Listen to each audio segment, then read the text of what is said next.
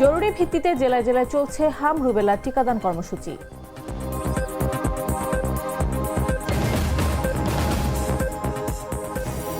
কুমিল্লায় বাস টার্মিনালে দাঁড়িয়ে থাকা ৩ বাসে আগুন।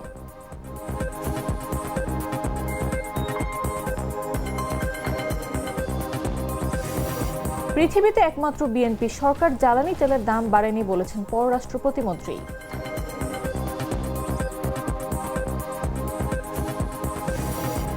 হরিজন সম্প্রদায় থেকে সাফ জয়ী সানি দাস এখন সবার অনুপ্রেরণা।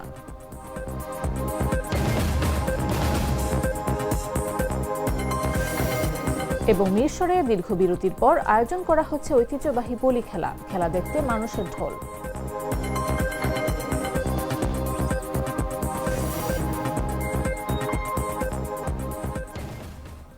দেশজুড়ে সংবাদে সবাইকে আমন্ত্রণ। সাথে আছে আমি নাফিস আব্দুল্লাহ।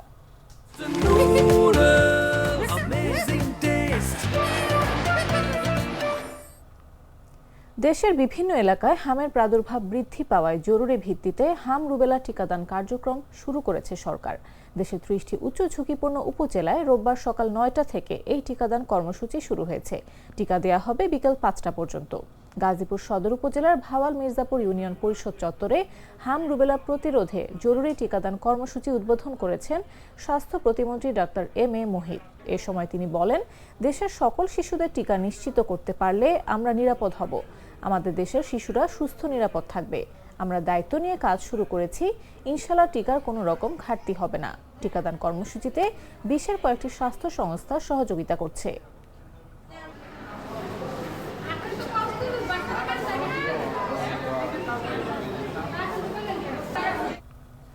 কুমিল্লায় বাস স্ট্যান্ডে দাঁড়িয়ে থাকা ৩টি বাসে অগ্নিকাণ্ডের ঘটনা ঘটেছে।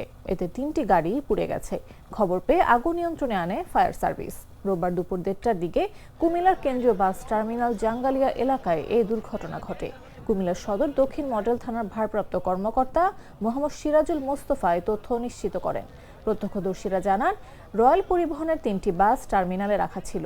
দুপুর ১:৩০টার দিকে বাস ৩টিতে বসে বখাটেরা মাদক সেবন করছিল। এ সময় তাদের সঙ্গে থাকা লাইটার থেকে অগ্নিকাণ্ডের সূত্রপাত হয়। আগুন দৃশ্যমান হওয়ার সঙ্গে সঙ্গে তারা দৌড়ে পালিয়ে যান। এ সময় তাদের ধাওয়া করেও আটক করা সম্ভব হয়নি। খবর পেয়ে ফায়ার সার্ভিসের সদস্যরা এসে আগুন নিয়ন্ত্রণে আনে। ততক্ষণে 3টি বাসই পুড়ে যায়।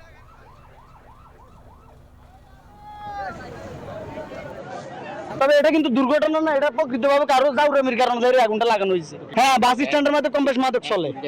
মাদকের মানে কারখানা এটার ভিতরে লোকজন আছে মনে করেন এগুলো মেনটেন করার কথা হচ্ছে না। স্ট্যান্ডে মাদক বিক্রি হয়, কথা বলছেন, স্ট্যান্ডে কিন্তু মাদক বিক্রি হয়, মাদক বিক্রেতা আছে, ঠিক আছে। পিচ্ছি পিচ্ছি পোলাপানটা মাদক বিক্রি করে। এরা এইসব এই গাড়িগুলোর ভিতরে বসে সবসময় কি মাদক বিক্রি করে এখন সেবন করে, কথা বলছেন নি। কর্মচারী না, গাড়িগুলো বন্ধ করে ভালো রাখছে। সে জায়গার মধ্যে এই গাড়িগুলোতে কেন আগুনটা লাগলো? আমাদের সাধারণ জনগণের প্রশ্ন। আর যদি আজকে যদি একটা রানিং একটা বাস হইতো তাহলে মনে বুঝাইতে পারতাম যে হয়তো কোনো ওয়ারিং এর শর্ট হয়েছে, শর্ট হওয়ার ভিতরে চলে গেছে, একটা দুর্ঘটনা। সংবাদ পাওয়ার সাথে এই আমাদের পাশেই ইভিজার যেটা ফায়ার সার্ভিস সিভিল ডিফেন্স, এটা ফার্স্ট ক্লাস স্টেশন, ওইখান থেকে 2টা ইউনিট পাঠাই। 2টা ইউনিট পাঠাই দেখলাম যে এখানে আমাদের কুমিল্লা জাঙ্গালিয়া বাস টার্মিনাল ঠিক মাঝখানে 3টা গাড়ি একসাথে আগুন জ্বলতেছে। তা আমাদের ফার্স্ট ইউনিট যারা আছে এরা আপনারা দেখছেন এই এলাকার সবাই যথেষ্ট হেল্প করছে, সাহায্য করছে। তার পরিপ্রেক্ষিতে এই 3টা যেখানে আগুন লাগছে ওইখানে আগুনটা শেষ করছে, ঠিক আছে। এটা আপনারা দেখতে পাচ্ছেন। পররাষ্ট্র প্রতিমন্ত্রী শামা ওবায়দ ইসলাম বলেছেন, বিশ্বে একটা যুদ্ধাবস্থা বিরাজ করছে। এটা আমাদের সবাইকে বুঝতে হবে। যুদ্ধ শুধু মধ্যপ্রাচ্যে সীমাবদ্ধ নয়, সারা বিশ্বে ছড়িয়ে পড়েছে। যে কারণে বাংলাদেশের চারপাশে জ্বালানি তেলের দাম বৃদ্ধি পেয়েছে। পৃথিবীর মধ্যে একমাত্র বিএনপি সরকার যে জ্বালানি তেলের দাম বাড়ায়নি। শনিবার সকালে ফরিদপুরের সালথা উপজেলা ভূমি অফিস পরিদর্শন শেষে সাংবাদিকদের সঙ্গে আলাপকালে তিনি এসব কথা বলেন। কৃষি কাজে ডিজেলটা সবচেয়ে বেশি, কারণ আমি কৃষি মন্ত্রী আমাদের সেদিনই গত পরশুদিনই ক্যাবিনেট মিটিং হয়েছে এবং এইটা আমরা প্রত্যেকটা মন্ত্রণালয় এবং বিশেষ করে কৃষি মন্ত্রণালয় সচেষ্ট আছে যে আমাদের কৃষি খাতে যেই তেলটা আমাদের বর্তমানে আমাদের যে তেল মজুদ আছে, যদি চোরাচালানি বন্ধ করা যায়, তেল মজুদ রেখে কিছু অসাধু ব্যবসায়ীরা তেল বিক্রি করছে, বিভিন্ন লোকজন তেল বিক্রি হচ্ছে। আমাদের সালতাতেই সেদিন ধরা পড়েছে, সালতা নরকান্দা কোথায় জানি একজন তেল বিক্রি করতেছিল চোরাচালানি করে, তাকে ধরেছে। বিভিন্ন জায়গায় ধরা পড়ছে। তেলের পাম্পে গেলে যেই ভদ্রলোক একবার তেল নিত দিনে, এখন সে একই পাম্পে গিয়ে 5 বার তেল নিচ্ছে। কারণ তারা ভাবছে যে তেলের সংকট। তেলের কোনো সংকট নেই। আমাদের সাশ্রয়ী হতে হবে। আমাদের জ্বালানি খরচে, তেল খরচে, বিদ্যুৎ খরচে আমাদের সাশ্রয়ী হতে হবে, যাতে আমাদের ভবিষ্যতে সমস্যাটা থেকে আমরা রেহাই পাই। সুতরাং আমরা সচেষ্ট আছি যাতে কৃষি খাতে। আমি তো মশলা বদলে ফেলেছি, এবার আপনিও বদলে ফেলুন। একবার প্রাণ গুঁড়া মশলা ব্যবহার করেই দেখুন। ছোটবেলা থেকেই পড়াশোনা থেকে বেশি মনোযোগ ছিল খেলাধুলায়। অনেক সময় স্কুল ফাঁকি দিয়েও মাঠে পড়ে থাকতেন, আর সেই খেলাধুলাই তাকে এনে দিল পরিচিতি। তিনি এখন ফুটবল তারকা বনে গেছেন। সাফ অনূর্ধ্ব 20 চ্যাম্পিয়নশিপ 2026-এ চ্যাম্পিয়ন বাংলাদেশের তিনিও একজন অংশীদার। এতক্ষণ যাকে নিয়ে কথা বলা হচ্ছিল তিনি নারায়ণগঞ্জের পাইকপাড়া ঋষিপাড়া এলাকার বাসিন্দা সানি দাস। তিনি একজন হরিজন সম্প্রদায়ের সন্তান। হরিজন সম্প্রদায়ের প্রথম ফুটবল খেলোয়াড়ও তিনি। সানি দাসের এই সফলতায় তার সম্প্রদায়ের মানুষজনও অনেক খুশি। যেদিন খেলা হচ্ছিল সেদিন টিভির স্ক্রিনে সবাই মিলে খেলা উপভোগ করেন।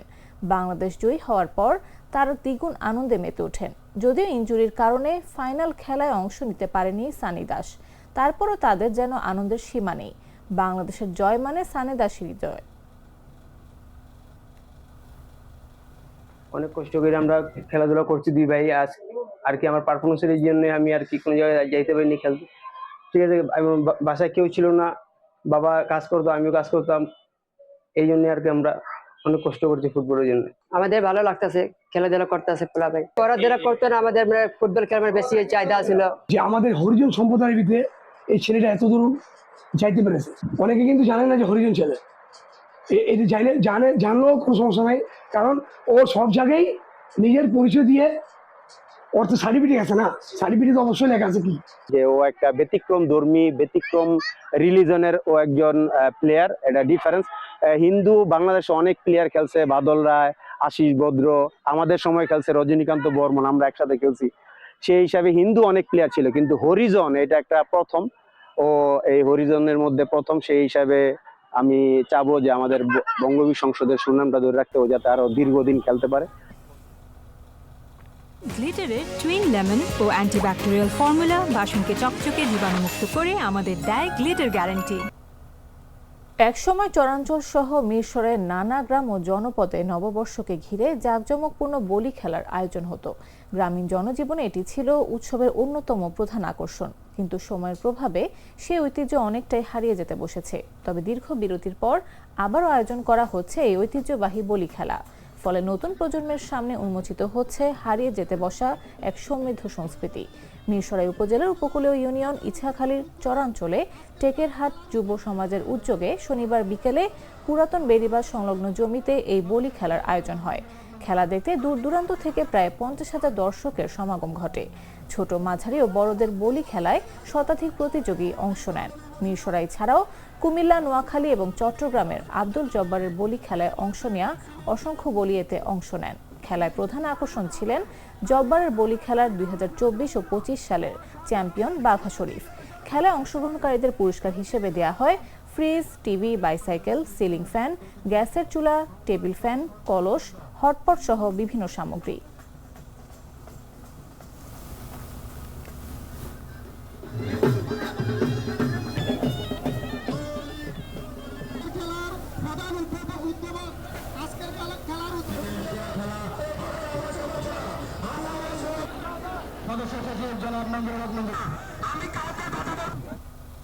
সংবাদ শেষ করার আগে শিরোনামগুলো জানিয়ে দিচ্ছি আরো একবার।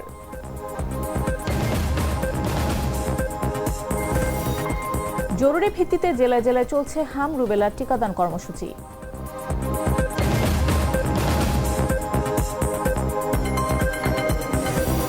কুমিল্লায় বাস টার্মিনালে দাঁড়িয়ে থাকা 3 বাসে আগুন।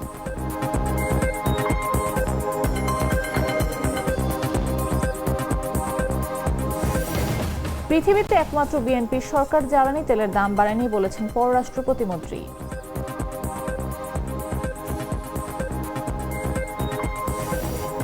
হরিজন সম্প্রদায় থেকে সাফজয়ী সানি দাস এখন সবার অনুপ্রেরণা।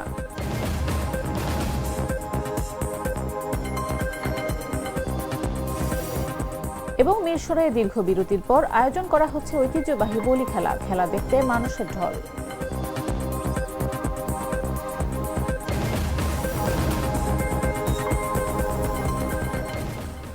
দর্শক, এই ছিল এখনকার মতো। প্রতি মুহূর্তে সর্বশেষ খবর পেতে ভিজিট করুন jagonews24.com, ফলো করুন আমাদের ভেরিফাইড ফেসবুক পেজ এবং সাবস্ক্রাইব করুন জাগো নিউজের ইউটিউব চ্যানেল। এতক্ষণ সাথে থাকার জন্য ধন্যবাদ সবাইকে।